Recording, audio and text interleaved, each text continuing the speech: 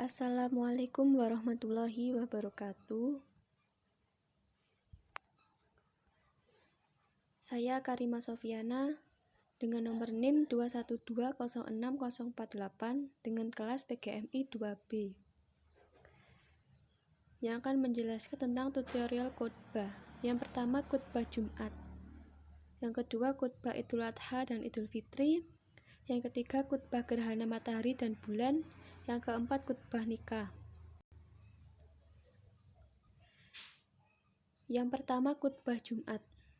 Yang pertama, khatib berdiri di atas mimbar atau tempat yang lebih tinggi, lalu mengucapkan salam.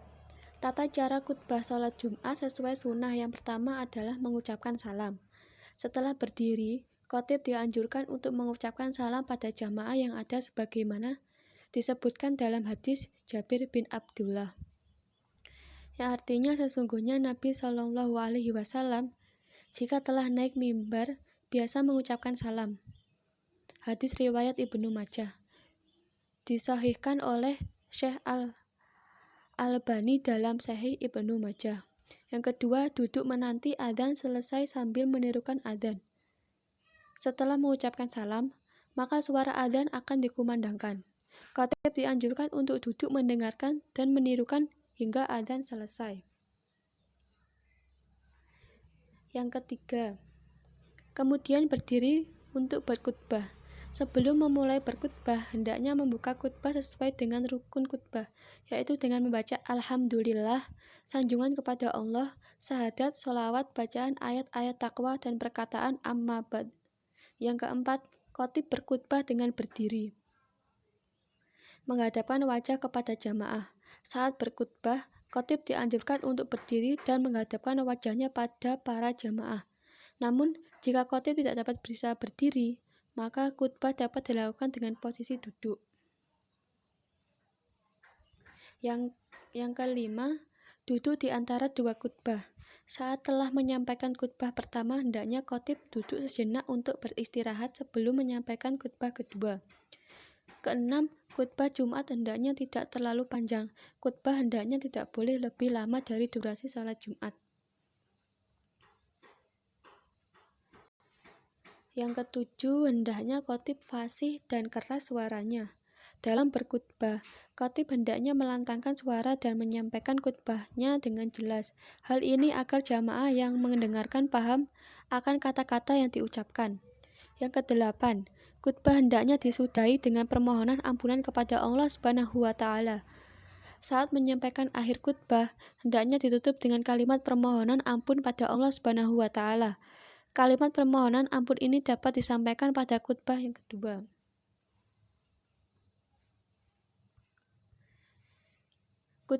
Yang kedua, khutbah Idul Fitri dan Idul Adha. Yang pertama, di khutbah pertama ini, khatib mengawalinya dengan bacaan takbir Allahu Akbar dengan sebanyak 9 kali. Yang kedua, memuji Allah Subhanahu wa Ta'ala sekurang-kurangnya membaca Alhamdulillah. Yang ketiga, membaca sholawat Nabi sekurang-kurangnya dengan bacaan Allahumma sholli ala Sayyidina Muhammad. Yang keempat, berwasiat tentang takwa. Yang kelima, membaca ayat-ayat Al-Quran.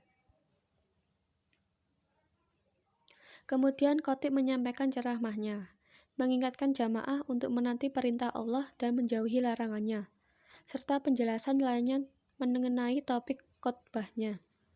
Setelah cukup, khutbah pertama diakhiri dengan duduk sejenak sebelum beralih ke khutbah yang kedua. Adapun khutbah Idul Fitri yang kedua, yang pertama setelah bangun dari duduk sejenak, khatib memulai khutbah kedua dengan bertakbir sebanyak 7 kali. Yang kedua, memuji Allah Subhanahu wa Ta'ala sekurang-kurangnya membaca Alhamdulillah. Yang ketiga, membaca sholawat Nabi sekurang-kurangnya Allahumma sholli ala Sayyidina Muhammad. Yang keempat, berwasiat tentang takwa. Setelah itu, khatib dapat merangkum khutbah yang pertama atau langsung mendoakan kaum muslimin, yang kemudian diaminkan oleh jemaah salat Idul Fitri. Yang kelima, mengakhiri khutbah Idul Fitri.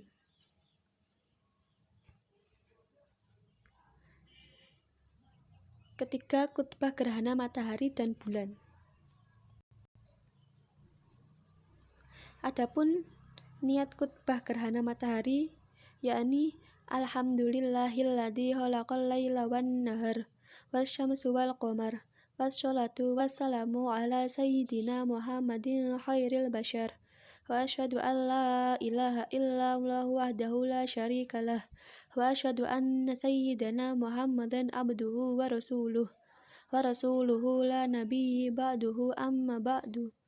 Fa inna awsikum wa nafsi bitaqwallillahil qaili fil hukmil kitabih wa ma nursilul bi ayati illa taqwifa. Yang artinya, mengawali khutbah ini khotib berwasiat kepada kita semua, terutama kepada diri khotib pribadi, untuk bertakwa kepada Allah Subhanahu wa ta'ala yang sang pencipta memanfaatkan dan mudarat. Jika kita memohon turunnya rahmat dan barokah, maka permohonan itu haruslah kita iringi dengan takwa. Jika kita berdoa agar Dia jauhkan dari wabah dan musibah, maka doa itu haruslah kita sertai dengan takwa. Karena barang siapa yang bertakwa kepada Allah, maka Allah akan memberikan jalan keluar kepadanya dan menganugerahkan rezeki kepada diri arah yang tidak ia sangka-sangka. Yang kedua, khutbah gerhana bulan,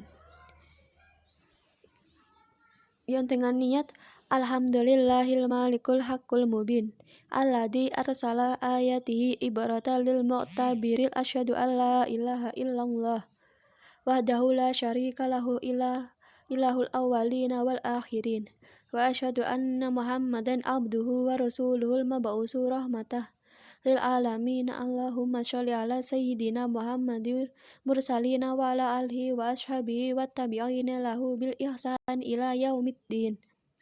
Amma ba'du.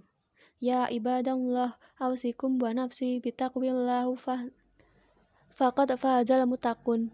Fattaqullaha mastata'tum wasma'u wa ati'u wa anfiqu khair la'anfusikum wa may yuqashahu nafsihi faulaika humul muflihun.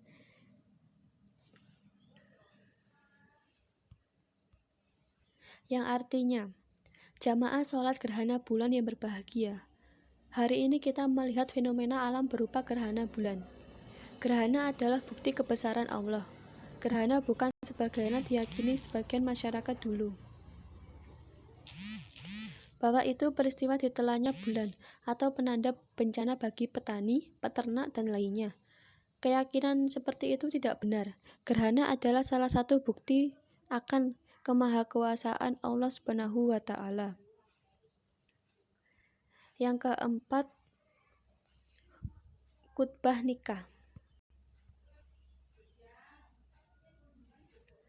yang artinya dengan niat Allahumma alhiladzi kalahu minal ma'i basyaran faja'alahu nasaba wa sihran wa kana rabbuka hadiran wa asyhadu an la ilaha illallah wahdahu la syarikalah wa asyhadu anna Muhammadan abduhu wa rasuluh. Allahumma sholli ala sayyidina Muhammadan abduhu halki wal wara wal ala alihi wa sahbihi salatan wa salaman katsiran. Allahumma alladzi halaqal minal ma'i basyaran faja'alahu nasaba fi sihran wa kana rabbuka hadiran, dan sebagainya. Yang artinya, segala puji bagi Allah yang telah menciptakan manusia dari setitik air, lalu Dia menjadikannya keturunan dan kekerabatan, dan adalah Tuhanku yang maha kuasa. Dan aku bersaksi bahwa tiada Tuhan atau yang berhak disembah, melainkan Allah yang Maha Esa. Tiada sekutu baginya. Dan aku bersaksi bahwa Nabi Muhammad adalah hamba dan utusannya. Ya Allah, limpahkanlah rahmat, ta'zim, dan kesejahteraan atas kunjungan Nabi Muhammad SAW, seutama-tama penciptaan makhluk, dan atas keluarga dan sahabatnya, dengan limpahan rahmat, ta'zim, serta kesejahteraan yang banyak.